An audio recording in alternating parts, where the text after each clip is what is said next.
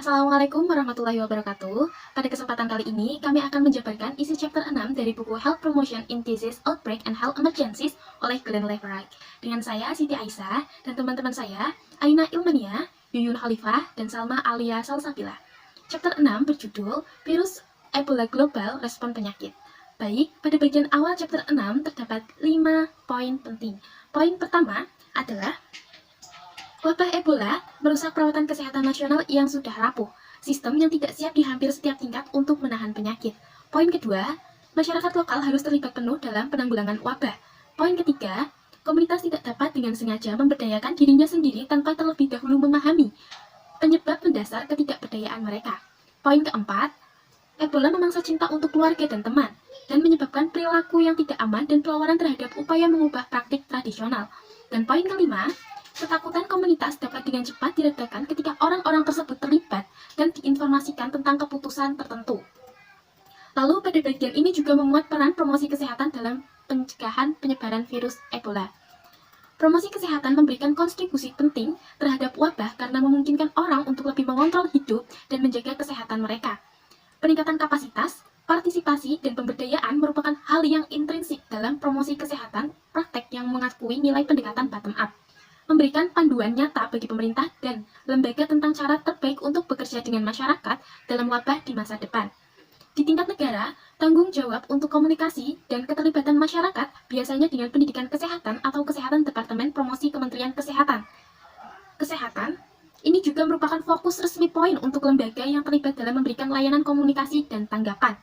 Disebutkan poin penting bahwa masyarakat lokal harus terlibat penuh dalam penanggulangan wabah. Selama Ebola respon masyarakat memahami apa yang dibutuhkan dan benar-benar belajar dengan cepat untuk mengubah praktek berisiko tinggi untuk membantu mengurangi penularan penyakit, secara khusus, keterlibatan masyarakat dapat menawarkan nilai tambah melalui keterlibatan dalam pengelolaan karantina, pengendalian pergerakan lintas batas, penguburan yang aman dan bermartabat, serta peningkatan unit perawatan komunitas Ebola. Selanjutnya akan dilanjutkan oleh saudari Arina Ilmania.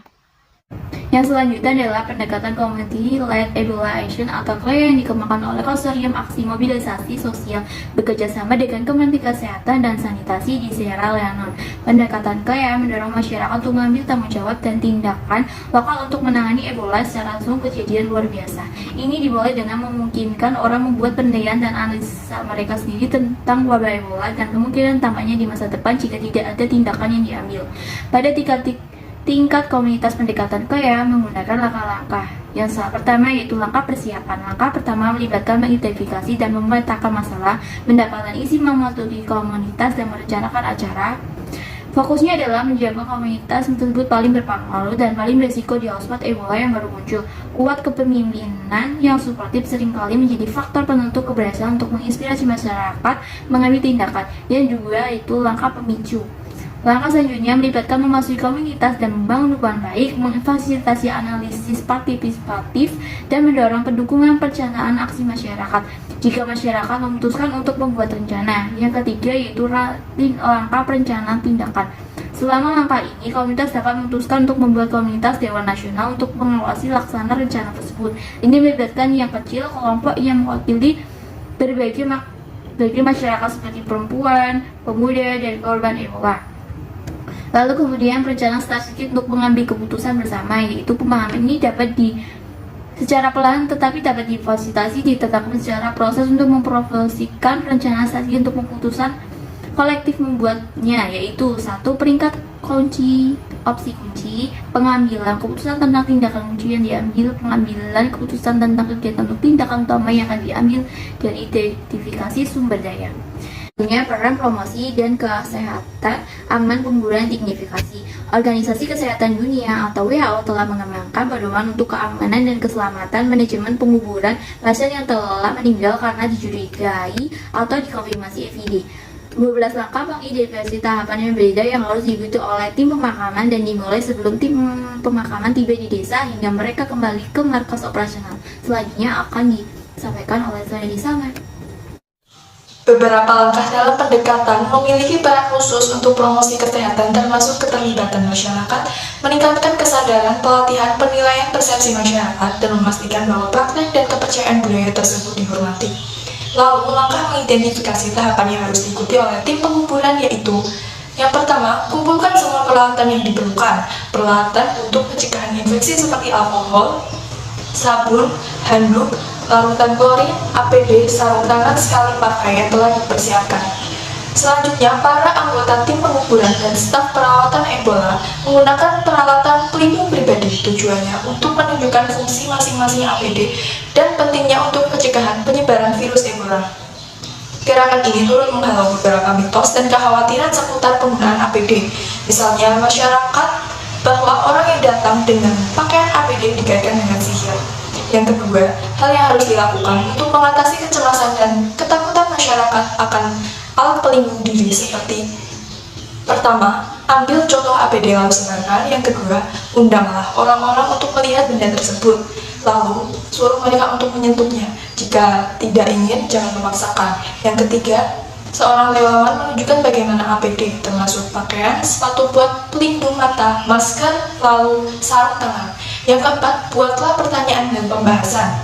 Misalnya, kapan mengapa APD harus dikenakan, dan bagaimana cara membuangnya agar tetap aman. Yang kelima, himbaulah masyarakat tentang bagaimana pengalaman berinteraksi dengan tim. Yang ketiga, tiba di rumah pasien yang meninggal, mempersiapkan penguburan bersama keluarga dan mengevaluasi risiko.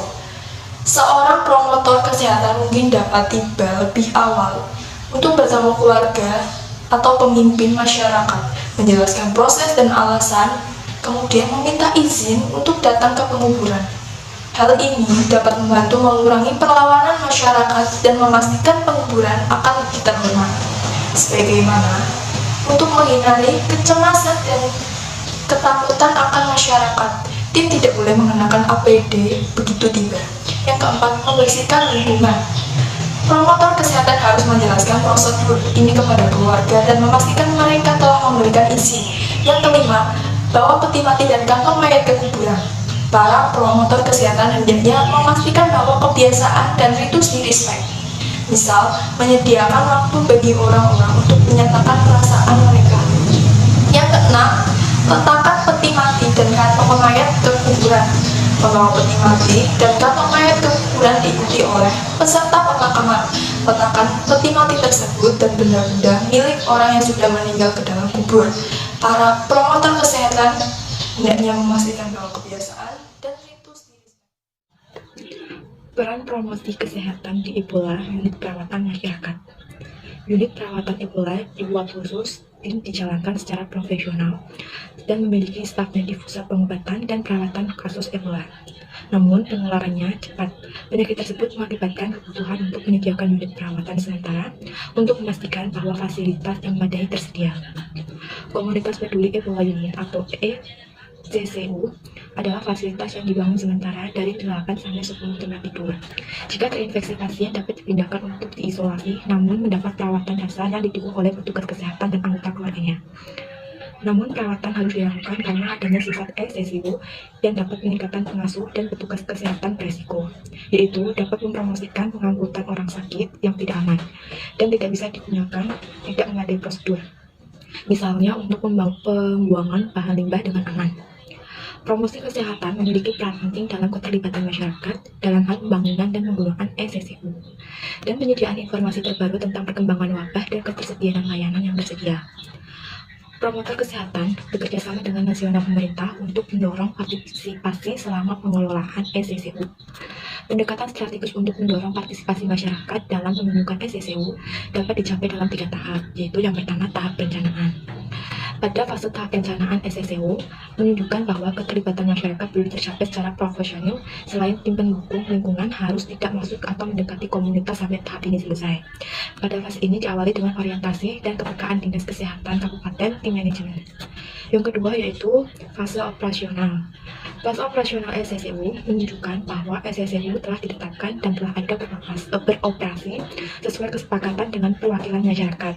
Selama operasi fase nasional, keseluruh bimbingan dan dukungan dari badan koordinasi seperti sebuah organisasi non-pemerintah akan memantau NSG untuk melakukan komunitas sebagai kegiatan dalam komunitas kunjungan dari rumah ke rumah dengan identifikasi pembuka masyarakat dan agama. Yang terakhir yaitu fase keluar SSCU. Fase keluar biasanya menunjukkan perwakilan masyarakat setelah setuju atau memungkinkan profesional lain ke dalam atau di dekat komunitas untuk mencegah dan mengendalikan penularan penyakit.